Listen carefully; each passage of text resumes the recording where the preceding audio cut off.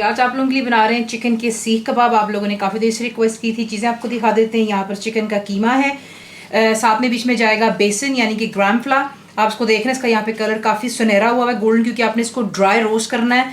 High flame पर ध्यान रखिएगा, 7 चमचा हिलाते रहें। इतना आपने रोस्ट करना है कि इसका जो कच्चापन है वो ख़त्म हो जाए और वो लाइट येलो से गोल्डन कलर में आ जाए। सिर्फ इसका इतना काम है। ठंडा हो चुका हुआ यहाँ पे। बीच में जो चीज़ें जाएंगी वो है हरा धनिया, दैट्स फ्रेश कोरिएंडर, अदरक लहसुन का paste, that's ginger and garlic paste, प्याज यानी कि अनियन जाएंगे, और बीच में चंद मैंने हरी मिर्चें डाली हैं। जब आप मेरी रेसिपी देखते हैं रिटन, तो वहाँ पर मैंने आपके लिए फुल मेजरमेंट्स लिखी होती, तो उसके लिए आप प्लीज़ परेशान मत होइएगा। सिर्फ आपने करना है कि हरी मिर्चें और जो प्याज है चॉपराइजर में अगर कर रहे हैं तो चॉप कर लें, और अगर आप इसको ग्राइंड कर रहे हैं तो मेक श्योर कीजिएगा कि तमाम पानी आप ड्रेन कर चिकन के कबाब जो हमने बनाने हैं उसमें इस्तेमाल करेंगे, वरना आपसे हैंडल नहीं होगा, क्योंकि चिकन का कीमा खुद बहुत ज़्यादा सॉफ्ट होता है।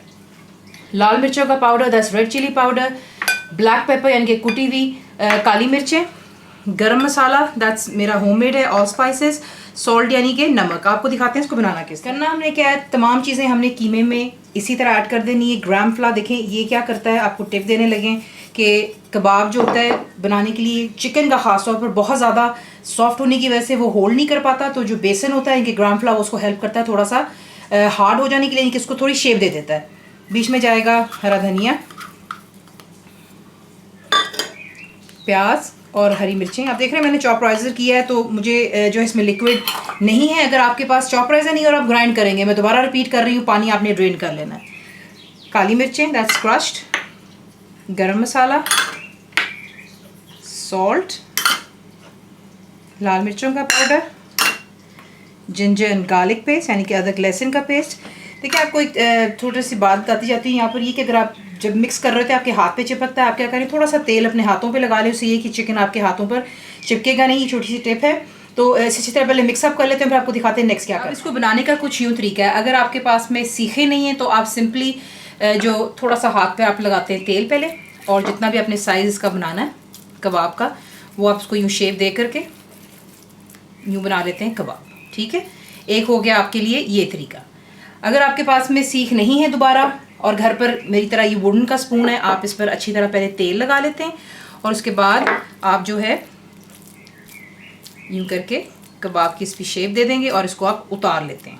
देख लें तेल इसमें कितना थोड़ा इस्तेमाल किया जा रहा है। इसको हम करेंगे इसमें हल्का जो है फ्राई, और फिर मैं आपको दिखाऊंगी कि आपने जो है इसे फ्रीज़ किस तरह करना है। तो एक एक करके आप इसमें डालते हैं कबाब, और इसे हम कुक करेंगे। पहले एक साइड को अच्छी तरह हो जाने दें, और उसके बाद इनकी साइडें चेंज करते चले जाएंगे।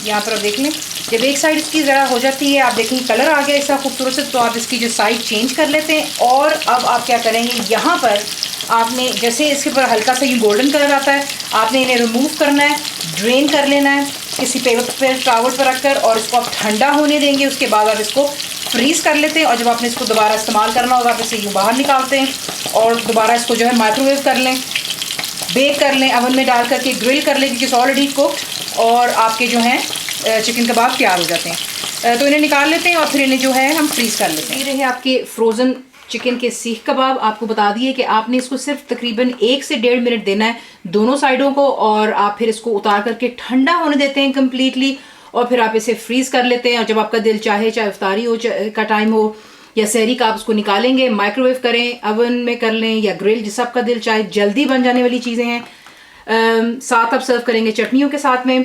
फुल इंग्रीडिएंट्स के लिए आप जाएंगे मेरी वेबसाइट पर, which is cooked with faiza.net पर। बनाएं तो आपको कैसा लगा, दुआओं में याद रखें। Thank you for watching the video.